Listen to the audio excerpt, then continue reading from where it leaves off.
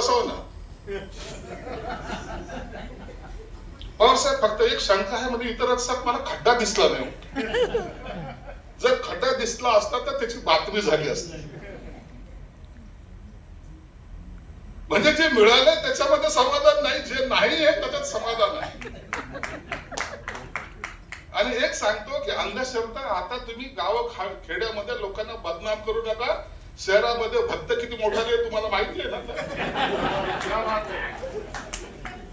खराब बाबा का थोडा बाबा किती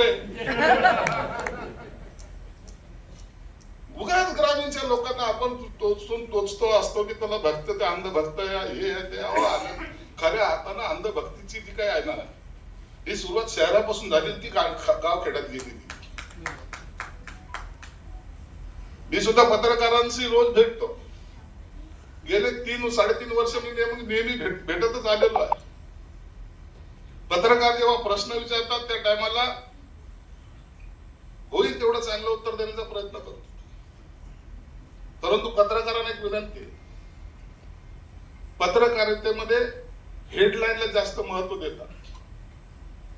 परंतु हेडलाईन करताना एखाद्याच्या राजकीय जीवनाची डेडलाईन होईल असं काही करू नका कधीच. राजकीय जीवनामध्ये वावर करताना एखाद्या राजकीय पक्षाच्या नेत्याला सुद्धा इतका त्रास असतो, त्याची कल्पना तुम्हाला चांगल्या प्रकारे आहे.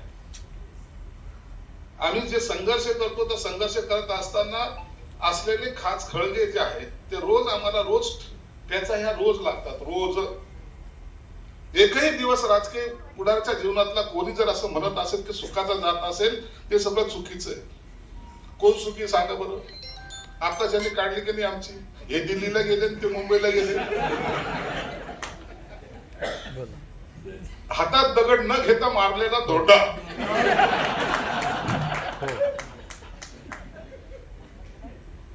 आहे का नाही. वाणी कशी आहे.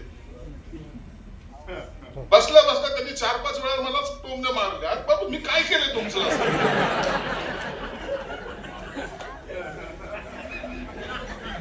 एक संदेश भेटतो, दुसरा संदेश येते भेटतो.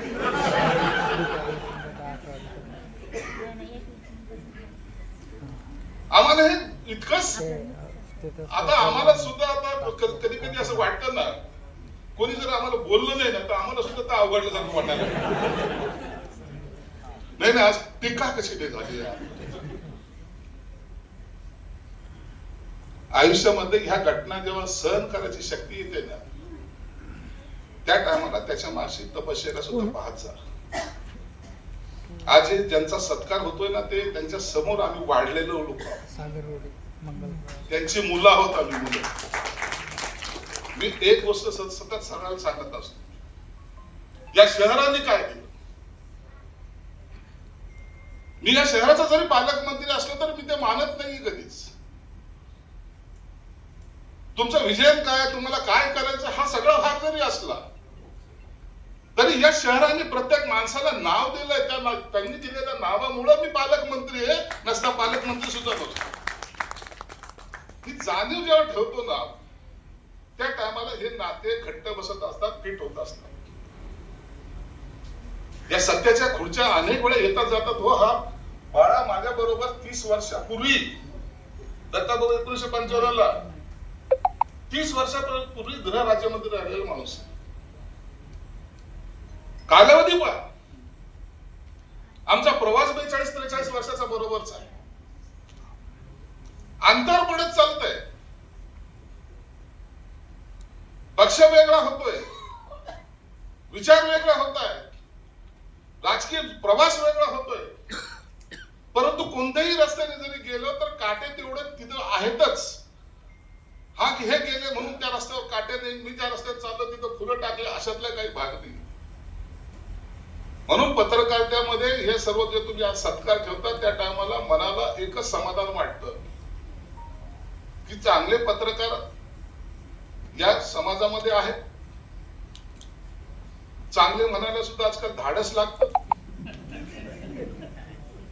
तुम्ही हे नका समजू की राजकारणामध्ये सर्व बदमाश आहेत पण पत्रकारितेमध्ये सगळे चांगले आहेत.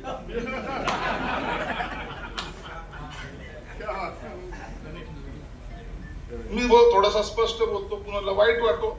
वाटलं आपलं काय जात. तुम्ही कोणतीही गोष्ट मनामध्ये ठेवली ना ते तुमच्यासाठी चांगलं नाही. बोलून मोकळं होत जा. काही लोकांना सवय आहे समोरच्या बद्दल लय चिड असते पण समोर आल्याबरोबर असा वाकून त्याच्या पाया पडतो ना आपल्याला वाटतं की आपलं लेकरूच वाईट आहे हेच चांगलं आहे. हे गोड गैरसमज करणारे लोक जेव्हा तुम्हाला भेटतात ना त्यांच्यापासून सावध राहा.